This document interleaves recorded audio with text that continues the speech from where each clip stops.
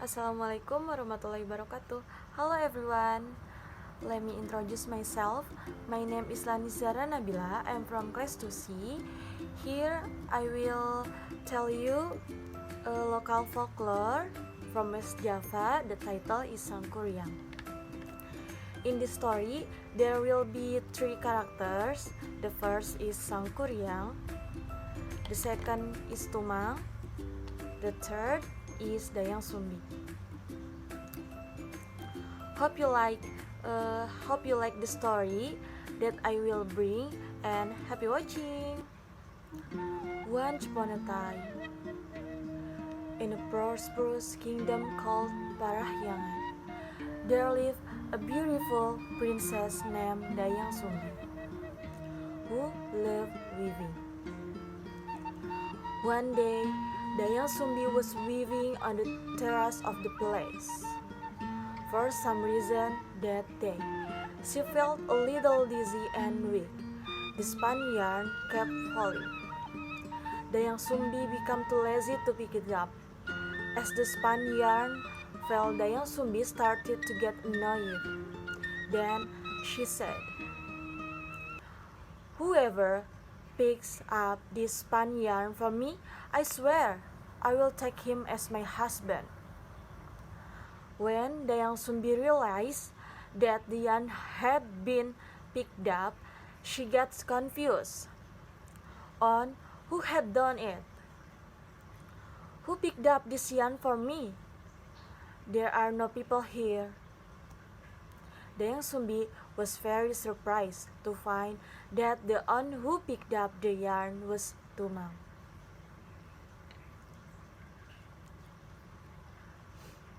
A royal dog who was famous for being loyal and powerful. "I'm the one who took it for you, Dayang Sumbi." "What? Are you Tumang? That means you will be my husband." Dayang Sumbi cannot revoke her oath, so she married Tumang. As a result of their marriage, Dayang Sumbi gave birth to a baby boy named Sangkuriang. Tumang told Dayang Sumbi not to tell Sangkuriang that Tumang was his father. "Dayang Sumbi, please don't tell our child that I am his father." "Okay, Tumang, I will not tell him." Sangkuriang grew to be a healthy, agile, and intelligent boy. Tumang always followed Sangkuriang wherever went and taught him all the magic he knew. "Come on, Tumang, chase me, haha." "Yes, Sangkuriang, I will chase you." Sangkuriang thought Tumang was just a pet. He didn't know that Tumang was his father. One day, Dayang Sumbi asked Sangkuriang to go hunting to get food for a party in the palace. "Sangkuriang, my child, go hunt in the forest with Tumang. We need it for the party." "Yes, mother, I will definitely bring back a lot of meat." Sangkuriang went to the forest accompanied by Tumang. Unfortunately, when night fell, he still had not found any success. Annoyed, Sangkuriang killed Tumang and handed over his meat for the palace party. Dayang Sumbi didn't know if was Tumang's meat. She thought it was meat from the hen. "Mother, this is what I got from the hen for the palace party later." "Wow! Thank you, my child." After the party was over, Dayang Sumbi asked the whereabouts of Tumang, who had not been seen at the palace party. "My son, Do you see Tumang? I've been looking everywhere, but he is nowhere to be seen. Finally, Sangkuriang admit what he had done. Um, I, I will, mother. I've killed him, and the meat I give to you, it's his meat. What? Why did you that, Sangkuriang? Dayang Sumbi couldn't hold back her anger. She hit Sangkuriang in his forehead, leaving a deep wound. Forgive me, Mom. Forgive me. Please forgive me. Because of what she had done to Sangkuriang, Dayang Sumbi was expelled from the place by the king. No matter what he had done, Sangkuriang was the heir to the throne and the future king. No one can hit him. Dayang Sumbi left the place. As time passed, Sangkuriang grew into a handsome, powerful, and respected young man. One day, he went hunting in the forest. He was pleasantly surprised when he came across a gorgeous girl. Huh? Who is that girl?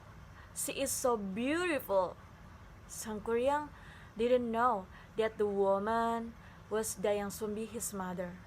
She also didn't recognize him. They fall in love with each other. And Sangkuriang didn't take long to propose to Dayang Sumbi.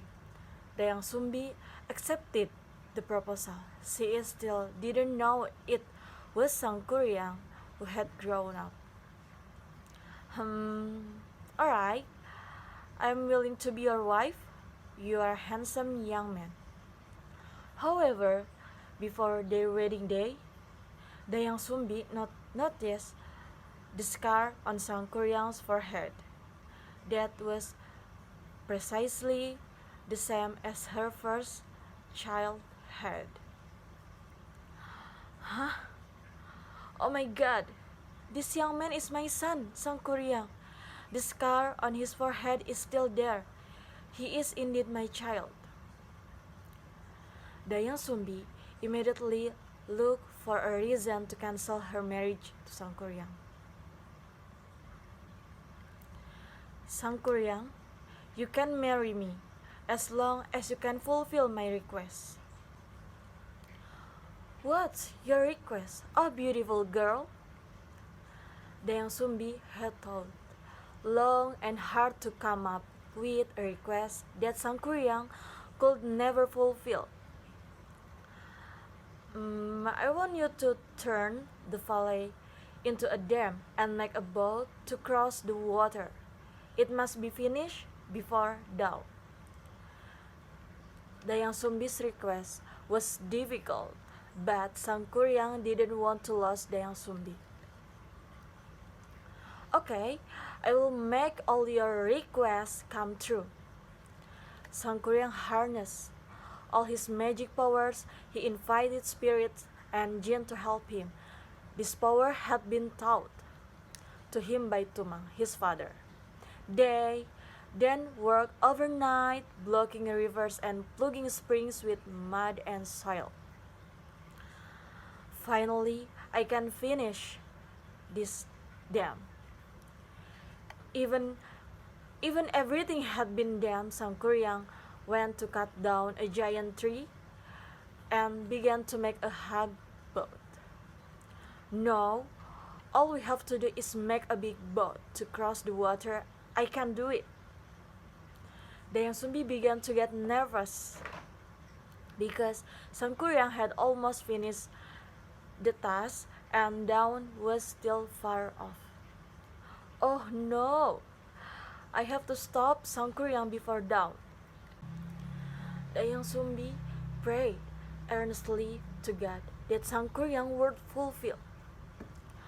Oh God, how can I marry my own child? It's impossible. Please make the dawn come quickly so that all the spirits leave and no one helped Sangkuriang to complete the boat. A miracle occurred and the sun rose early. It's morning already? I haven't finished yet. Sangkuriang was very angry when he found out he had been cheated. Who are you? Tell me the truth. You fooled me. How could you? Dayang Sumbi cried at Sangkuriang's word. How can I marry you, my son? Actually, I'm Dayang Sumbi, your real mother. Sangkuriang didn't believe what he was hearing. He was angry. Impossible.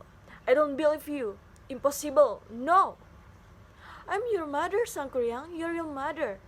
The Sangkuriang kicked the boat, which flew far away. The boat came to rest upside down and turned into a mountain, which is now known as Tangkuban Parahu Mountain. Moral message from the local folklore, the title of Sangkuriang. The story of Sangkuriang is be honest, because honesty will bring blessings and happiness in the future. Harmful actions will harm yourself and can be a disaster for yourself or the others. Maybe that's the folklore that I have brought. The title is Sangkuriang. Sorry if there is a wrong word in the pronunciation of vocabulary. Thank you for your attention. Goodbye.